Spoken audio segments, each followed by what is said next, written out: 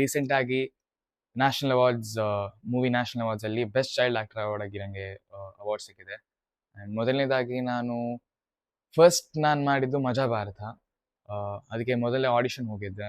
ಆದಮೇಲೆ ಮಜಾ ಭಾರತದಲ್ಲಿ ತುಂಬ ಶೋಸ್ ಕೊಟ್ಟಿದ್ದೆ. 2 ಸಲ ಕಿರೀಟ ಸಿಕ್ಕಿತ್ತು. ಎಸ್ ನಾರಾಯಣ್ ಹಾಗೂ ಅವ್ರ ಜೊತೆ ಅವರು ಜಡ್ಜಸ್ ಆಗಿದ್ರು ಆವಾಗ. ಅದಾದಮೇಲೆ ಸರ್ಕಾರಿ ಹಿರಿಯ ಪ್ರಾಥಮಿಕ ಶಾಲೆ ಕಾಸರಗೋಡು, ಅದಕ್ಕೆ ನಾನು ಆಡಿಷನ್ ಹೋಗಿದ್ದೆ. ಆ್ಯಕ್ಚುಲಿ ಬೇರೆ ಬ್ಯಾಂಗ್ಳೂರಲ್ಲೆಲ್ಲೋ ಇತ್ತು, ಅದು ನನಗೆ ಮಿಸ್ ಆಯಿತು. ಮತ್ತೆ ಮ್ಯಾಂಗ್ಳೂರಲ್ಲಿ ಪುನಃ ಇತ್ತು ಲಾಸ್ಟ್ ಆಡಿಷನ್. ಸೊ ಅವಾಗ ಹೋಗಿದ್ದೆ, ಒಂದು ಲಾಸ್ಟ್ ಚಾನ್ಸ್ ಸಿಗುತ್ತೆ ಅಂತ. ಆ್ಯಕ್ಚುಲಿ ಸರ್ಕಾರಿ ಹಿರಿಯ ಪ್ರಾಥಮಿಕ ಶಾಲೆಯಲ್ಲಿ ಏನು ಸ್ಕ್ರಿಪ್ಟ್ ಬರೆದಿದ್ರು ಅದ್ರಲ್ಲಿ ನನ್ನ ಕ್ಯಾರೆಕ್ಟರ್ ಇರಲಿಲ್ಲ. ಆದಮೇಲೆ ನನ್ನ ಆ್ಯಡ್ ಮಾಡಿದ್ದು ಅದರಲ್ಲಿ. ಅದು ಕೂಡ ನನಗೆ ಒಂದು ದೊಡ್ಡ ಎಕ್ಸ್ಪೀರಿಯನ್ಸ್.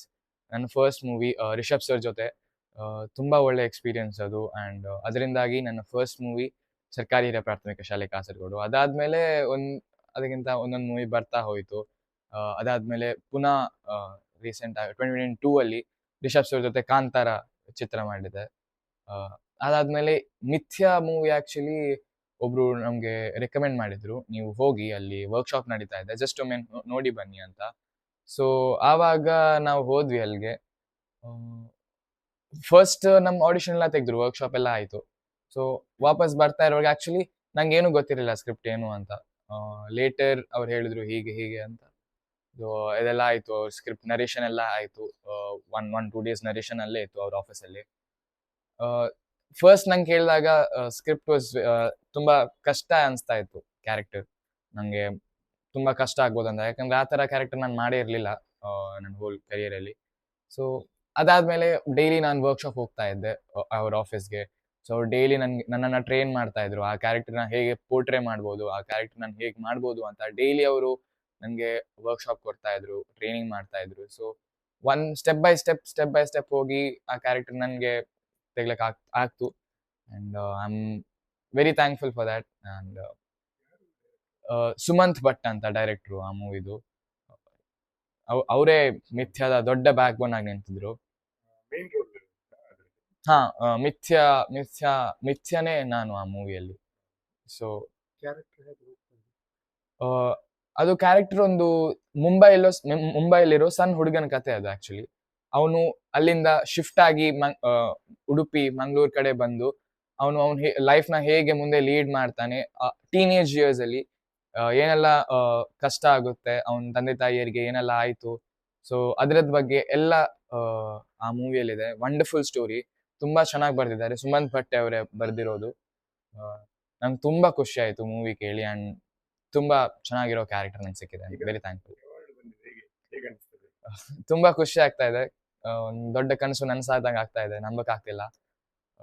ಇನ್ಫ್ಯಾಕ್ಟ್ ಇದೇ ವರ್ಷ ಬೇರೆ ಒಂದು ಮೂವಿಗೆ ಸ್ಟೇಟ್ ಅವಾರ್ಡ್ ಬಂದಿತ್ತು, ಕೇಕ್ ಅಂತ. ಸೊ ಆವಾಗ ಯೋಚನೆ ಮಾಡ್ತಾ ಇದ್ದೆ, ಮೇ ಬಿ ಲೈಫಲ್ಲಿ ಒಮ್ಮೆ ನ್ಯಾಷನಲ್ ಅವಾರ್ಡ್ ಸಿಗಬೇಕು ಅಂತ. ಆದರೆ ಅದರ ಏಜ್ ಕ್ಯಾಟಗರಿ ಬಿಲೋ 16.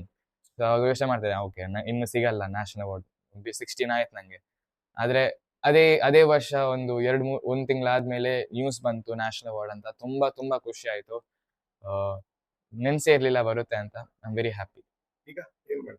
ಈಗ 11th ಕಂಪ್ಲೀಟ್ ಆಗಿದೆ, 11th ಮಾಡ್ತಾ ಇದ್ದೀನಿ. ಆ್ಯಂಡ್ ಇನ್ನೊಂದು ಮೂವಿ ಆಗ್ತಾ ಇದೆ. ಸೊ ಅದರದ್ದು ಫಸ್ಟ್ ಸ್ಕೆಡ್ಯೂಲ್ ಆಯಿತು, ಇನ್ನು ಸೆಕೆಂಡ್ ಸ್ಕೆಡ್ಯೂಲ್ ಸ್ಟಾರ್ಟ್ ಆಗುತ್ತೆ ಬ್ಯಾಂಗ್ಳೂರ್ ಕಂಠೀರವ ಸ್ಟುಡಿಯೋಲ್ಲಿ.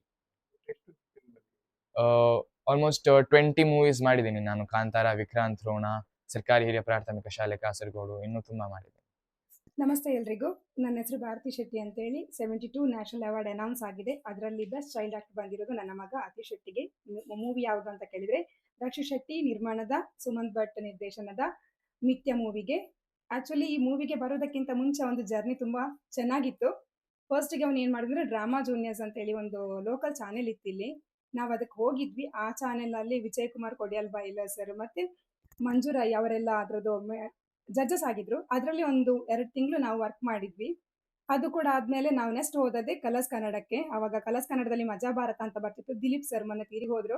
ದಿಲೀಪ್ ಸರ್ ಅಂಡರ್ ಅಲ್ಲಿ ಪ್ರೊಡಕ್ಷನ್ ಹೌಸ್ ಅಲ್ಲಿ ಅದು ಬಂದದ್ದು. ಅವಾಗ ನಾವು ಆಡಿಷನ್ಗೆ ಅಂತ ಹೋದದ್ದು, ಬಟ್ ಸೆಲೆಕ್ಟ್ ಆಗ್ತೇವೆ ಅಂದ್ಕೊಂಡಿರ್ಲಿಲ್ಲ. ಯಾಕಂದ್ರೆ 800 ಮಕ್ಕಳಿದ್ರು. 800 ಮಕ್ಕಳಲ್ಲಿ 8 ಮಕ್ಕಳನ್ನು ಆಯ್ಕೆ ಮಾಡಿದ್ರು. 8 ಮಕ್ಕಳಲ್ಲಿ ಒಬ್ಬ ನನ್ನ ಮಗ ಕೂಡ. ಅವಾಗ first standard, I think UKG first standard, ಆ ಲೆವೆಲ್ ಅಲ್ಲಿ ಇದ್ದದ್ದು. ಅವಾಗ ನಮ್ಗೆ 6 ಮಂತ್ ಅಲ್ಲಿ ಪ್ರೋಗ್ರಾಮ್ ಕೊಡ್ಲಿಕ್ಕಿತ್ತು. ಸರ್ ನಮ್ಮನ್ನ ಸೆಲೆಕ್ಟ್ ಮಾಡಿದ್ರು, ಅಲ್ಲೇ ಇದ್ವಿ ಪ್ರೋಗ್ರಾಮ್. ಮತ್ತೆ ಸ್ಕೂಲ್ ಆದ್ಮೇಲೆ ಅಪ್ ಅಂಡ್ ಡೌನ್ ಜರ್ನಿ ಮಾಡ್ತಿದ್ವಿ. ಆಮೇಲೆ ಬಂದದ್ದು ಸರಕಾರಿ ಹಿರಿಯ ಪ್ರಾಥಮಿಕ ಶಾಲೆ ಕಾಸರಗೋಡು. ಆಕ್ಚುಲಿ ಅದು ಫಸ್ಟಿಗೆ ಆಡಿಷನ್ ಇದ್ದದ್ದು ಕಾಸರಗೋಡಲ್ಲಿ. ನಮ್ಗದು ಮಿಸ್ ಆಗಿತ್ತು. ನಂತರ ಬ್ಯಾಂಗ್ಳೂರ್ ಅದು ಕೂಡ ಮಿಸ್ ಆಗಿತ್ತು. ಥರ್ಡ್ ಬಂದದ್ದು ಮಂಗಳೂರಲ್ಲಿ. ನಮಗೆ ಜೆ.ಪಿ. Sir, JP. ತುಮಿನಾಡ್ ಅಂತ ಹೇಳ್ಕೊಂಡು ಅವನ ಒಂದು ಮೆಂಟರ್ ಕೂಡ ಹೌದು, ಫಸ್ಟ್ ಗುರು ಅಂತ ಹೇಳ್ಬಹುದು.